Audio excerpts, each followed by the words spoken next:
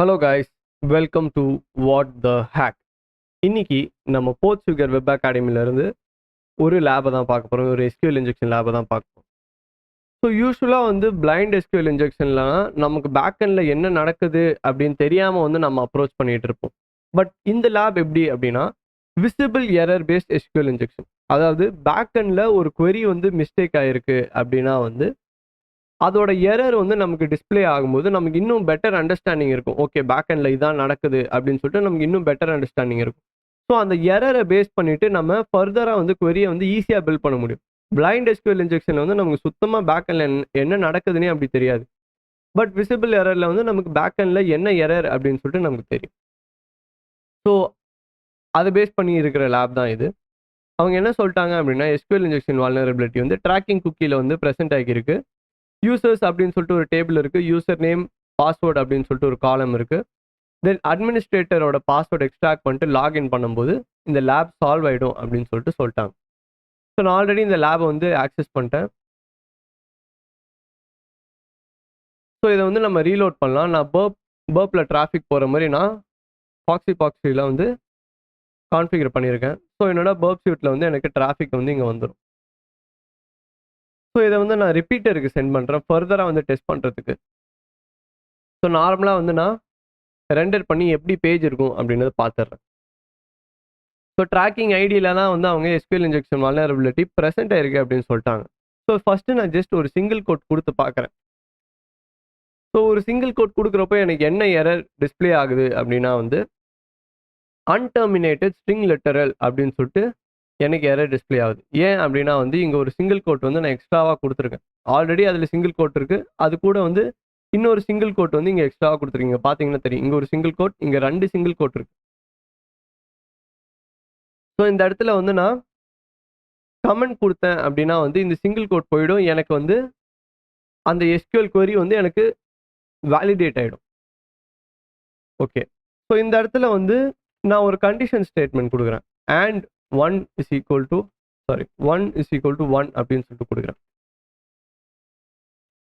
So 1 is equal to 1 அப்படின்றது ஒரு ட்ரூவான condition. இந்த இடத்துல நான் 2 போட்டால் கூட வந்து எனக்கு டிஸ்பிளே ஆகும். ஏன்னா எனக்கு இது எந்த எரருமே வந்து காஸ் பண்ணலை.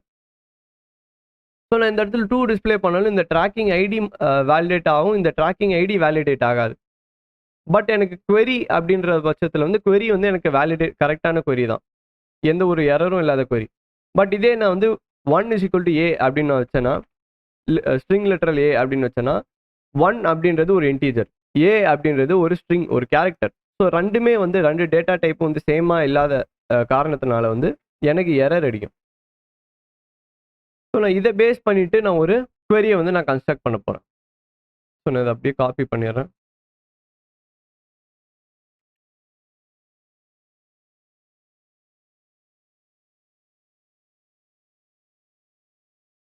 So and 1 is equal to அப்படின்னு சொல்லிட்டு நான் என்ன பண்ண போகிறேன், காஸ்ட் பண்ண போகிறேன்.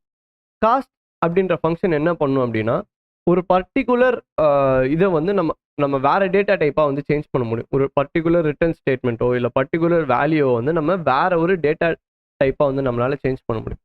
ஸோ நான் இதுக்குள்ளே என்ன பண்ண போகிறேன் அப்படின்னா வந்து செலக்ட் 1 அப்படின்னு சொல்லிட்டு கொடுக்குறேன் ஆஸ் இன்ட். ஸோ இது என்ன பண்ணும் அப்படின்னா ஃபஸ்ட்டு இந்த இதுக்குள்ளே இருக்கிற query-யை வந்து ரிட்டர்னாக எடுத்துக்கும்.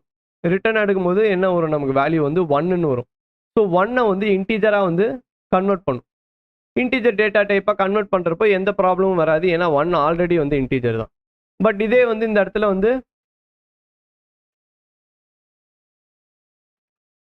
ஒரு ஸ்ட்ரிங் கொடுத்தேன் அப்படின்னா வந்து எனக்கு எரர் அடிக்கும். ஏன்னா வந்து ஏஐ வந்து இன்டீஜராக வந்து கன்வெர்ட் பண்ண முடியாது, ஸோ காஸ்ட் பண்ண முடியாது. ஸோ இந்த இடத்துல வந்து 1 is equal to வந்து ஒரு ஸ்ட்ரிங் ஒரு ஸ்ட்ரிங் லெட்டரில் இருக்கிறப்போ வந்து எனக்கு இந்த இடத்துல வந்து எனக்கு 1 is equal to ஒரு ஸ்ட்ரிங் லெட்டரல் வந்து ஃபால்ஸ் ஆகிடும். அதாவது கண்டிஷன் வந்து query வந்து மிஸ்டேக் ஆகிடும். ஏன்னா ஒரு இன்டீஜரும் ஒரு லிட்டரலும் வந்து ஸ்ட்ரிங் லெட்டரும் என்னால் கம்பேர் பண்ண முடியாது. ஸோ ஃபஸ்ட்டு வந்து நம்ம இந்த query எக்ஸிக்யூட் பண்ணி பார்க்கலாம்.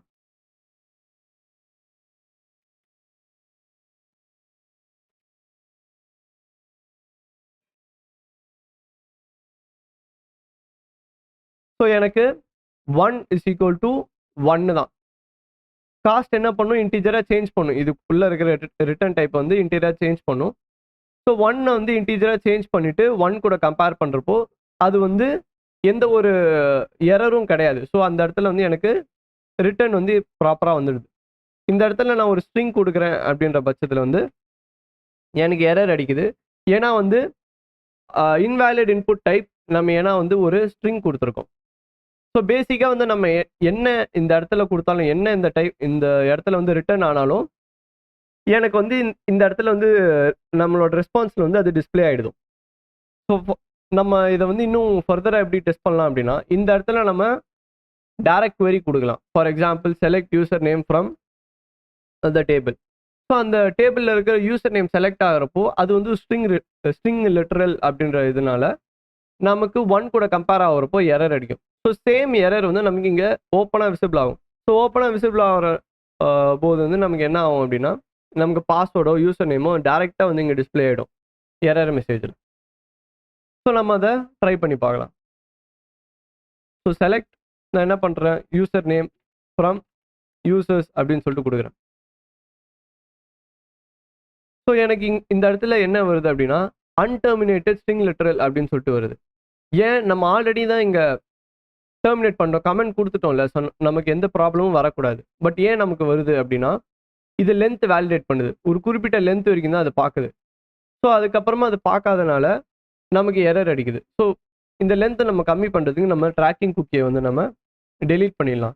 இப்போ லென்த் வந்து இன்னும் கம்மியாயிடுச்சு. இன்னும் ஈஸியாக வந்து நம்மளால் நிறைய கேரக்டர்ஸ் வந்து ஆட் பண்ணிட்டு போக முடியும். ஸோ நான் இப்போ அதை அகெயின் சென்ட் பண்ணுறேன். ஸோ இப்போ என்ன வருது அப்படின்னா, வேற எரர் வருது. More than 1 row return by a subquery. So இந்த இடத்துல பார்த்தோம் அப்படின்னா, select user name from users. So நிறைய யூசர்ஸ் டிஸ்பிளே ஆகிறப்போ ஸோ எல்லா டேட்டாவும் அதால் ப்ராசஸ் பண்ணிவிட்டு இன்டீஜராக சேஞ்ச் பண்ண முடியாது. ஸோ ஒரே வேல்யூ மட்டும் நம்ம எடுக்கலாம். ஸோ அதுக்கு நம்ம என்ன query வைக்கலாம் அப்படின்னா, லிமிட் 1 அப்படின்னு வைக்கிறேன். அதாவது நான் ஃபஸ்ட்டு ரோவை மட்டும் எனக்கு லிமிட் பண்ணி கொடு அப்படின்னு சொல்லிட்டு நான் query கொடுக்குறேன். இப்போ நான் சென்ட் பண்ணுறப்போ வந்து இப்போ எனக்கு ஃபஸ்ட்டு ரோவில் இருக்கிற யூசர் நேம் வந்து அட்மினிஸ்ட்ரேட்டர். ஸோ எனக்கு ஃபஸ்ட்டு ரோவில் இருக்கிற யூசர் நேம் அட்மினிஸ்ட்ரேட்டராக இருக்கிறப்போ எனக்கு ஃபஸ்ட்டு ரோவில் இருக்கிற பாஸ்வேர்டும் அட்மினிஸ்ட்ரேட்டரோட பாஸ்வேர்டாக தான் இருக்கும். ஸோ இந்த இடத்துல யூசர் நேமுக்கு பதிலாக வந்து நான் பாஸ்வேர்ட் அப்படின்னு சொல்லிட்டு கொடுக்குறேன். இப்போ நம்ம அட்மினிஸ்ட்ரேட்டரோட பாஸ்வேர்டு வந்து ரிட்ரீவ் பண்ணிட்டோம். ஸோ நம்ம ரா கூட போயிட்டோம். இதுதான் அட்மினிஸ்ட்ரேட்டரோட பாஸ்வேர்டு. இப்போ நம்ம ஜஸ்ட் லாகின் பண்ணால் போதும்.